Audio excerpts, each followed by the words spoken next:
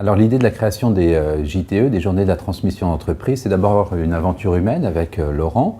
Cette aventure est née d'un constat, c'est qu'un certain nombre de dispositifs existent au plan juridique et fiscal. Le législateur a fait son travail parce que la transmission d'entreprise, ça concerne tout le monde, mais c'est la transmission des emplois, des savoir-faire, des compétences, des investissements de l'entreprise. Et il nous a semblé que la boîte à outils juridique et fiscale existait, mais qu'elle était relativement méconnue. Je me souviens d'un cas de chef d'entreprise que j'avais rencontré, qui était venu me voir après avoir réalisé la cession de son entreprise et qui voulait réaliser des transmissions en faveur de ses enfants. Eh bien, c'est un peu dommage parce que s'il avait interverti tout simplement le calendrier des opérations, en commençant par réaliser une donation et ensuite en organisant et en planifiant la cession de son entreprise, eh bien, il aurait pu optimiser la fiscalité de son opération et donc maximiser le patrimoine appréhendé par la famille. Donc le fait de parler de ce sujet de la transmission d'entreprise avec un expert comptable, un commissaire aux comptes ou un notaire et d'anticiper en fait ces opérations peut être vertueux pour le chef d'entreprise et aussi naturellement pour l'entreprise.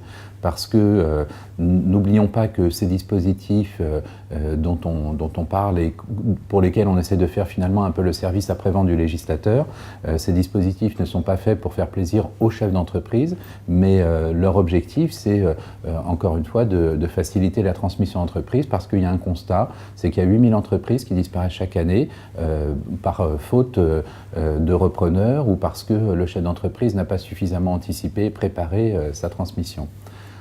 Laurent, qu'est-ce qui t'a amené, toi, à rejoindre l'aventure des JTE Enfin, Fabrice a parfaitement raison. Le fait d'anticiper la transmission d'entreprise, ça va permettre à la fois d'optimiser la cession, ce que nous a expliqué Fabrice, mais ça permet aussi de sécuriser l'opération. Donc, mettre en place un dispositif qui permet d'anticiper ça, de préparer sa succession, préparer sa disparition subite, ça permet de sauver des emplois et de sauver l'entreprise. J'ai eu le cas d'un client qui ne voulait pas y penser, à 75 ans, était toujours dans l'idée qu'il était immortel. Malheureusement, c'est pas ce qui s'est passé et l'entreprise a disparu avec lui et il y avait 8 salariés qui sont surtout au chômage, son fils qui n'était pas préparé et tout le monde a déposé le bilan, c'était pas une bonne idée. Donc s'organiser, anticiper, ça permet d'optimiser et de sécuriser une transmission d'entreprise.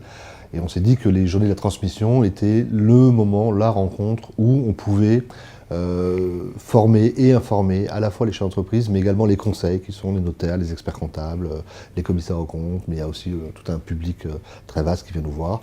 L'objectif, c'est de parler de plus en plus de la transmission d'entreprise pour en faire un vrai sujet. Le chef d'entreprise, il est créateur à un moment donné, il développe, et à un moment donné, il faut qu'il pense à transmettre. Et cette troisième étape, c'est l'aboutissement de la création de son boîte. C'est un moment important et ça ne peut pas se faire par dépit ou par défaut ou contre son gré. Ça doit nécessairement nécessiter une organisation, une réflexion et c'est un vrai travail. Voilà. Donc venez au JTE pour découvrir tout ça.